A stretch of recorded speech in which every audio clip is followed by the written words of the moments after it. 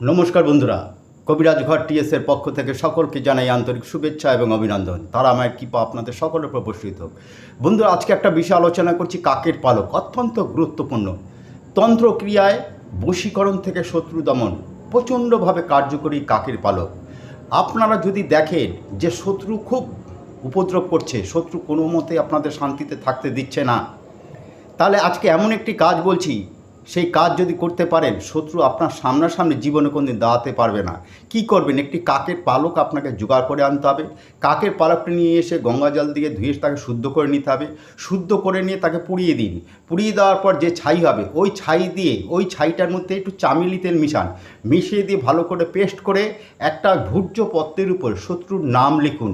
নামগুলো লিখে পুড়িয়ে দিন। পুড়িয়ে দেওয়ার পর যে ছাইটা থাকবে, সেইটা কোনো বাইরে কোনো অজানা জায়গায় গিয়ে ওটা পুঁতে দিন মাটিতে। ব্যাস, আর কিচ্ছু করতে হবে না। শত্রু পরাজিত।